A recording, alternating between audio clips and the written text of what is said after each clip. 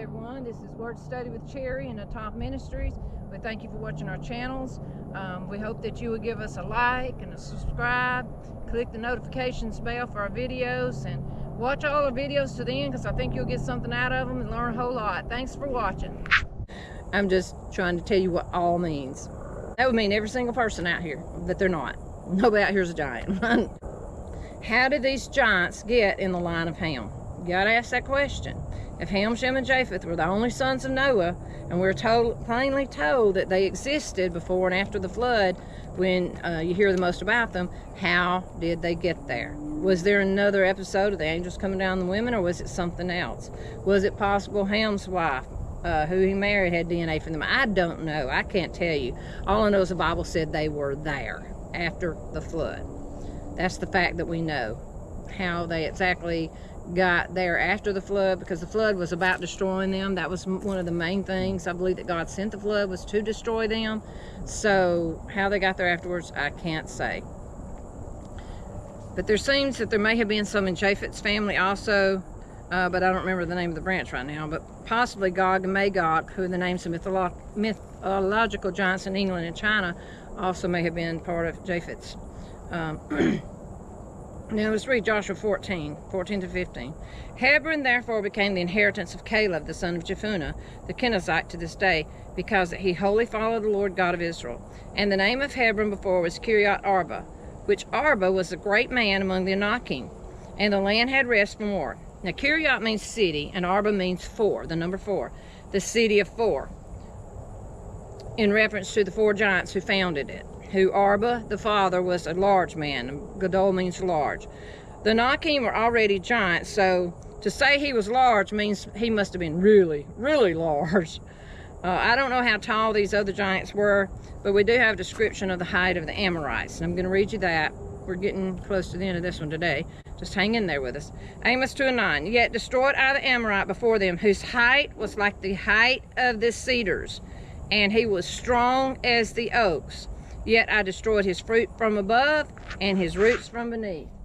Now cedars can grow to be 36 feet tall. You might say, are you saying that they were 36 feet tall? I'm saying I don't know. God is comparing them to a cedar, which can grow up to 36 feet tall. And I've even heard of some grow as much as 150 feet tall. But all we know is they were large. How large they were they 36 feet tall? I don't know. Possibly. God is literal when he speaks. It's claimed that the bones of at least one giant around this height has been found. I can't say, as I've not seen it myself, but it has been told and recorded as such. Okay, Genesis 6:8-9 says, but Noah found grace in the eyes of the Lord. These are the generations of the lineage of Noah. Noah was a just man and perfect in his generation. And Noah walked with God. Now the word perfect here means without blemish, perfect, upright, without spot, uprightly, whole, sincerely, complete, full. Now he was any of these definitions in his generations. Why does it use a plural for generation here if it's in the reference to Noah being perfect in the sense of righteousness, which we know he was? It would have said in his generation. He couldn't be perfect in other generations. He could only be perfect in his generation. But he could raise up a perfect seed without blemish from the DNA of the fallen angels. He lived to be 650 years old. And many say a generation couldn't be more than 100 years, but that they're in reference to generations there whose lives have been considerably shortened. But if I said in my generation, I'm in reference to my lifetime. I'm not sure the reason of the plurality in this verse, but it is something to think about. Mount Hermon is where several of the ancient books claim the watchers descended upon when they came to earth, or that was the Nephilim, or the fallen angels. It's interesting to note that at the base of this mountain we have an incident that takes place there between Jesus and his disciples, which I'd like to bring out. Now whether the historical books are correct about Mount Hermon or not, I can't say, although I do believe they may be. What happens there with him and his disciples is connected to that, I believe, and I'm going to show you how. But I'm not going to do it in this lesson. I'm going to do it in the next one.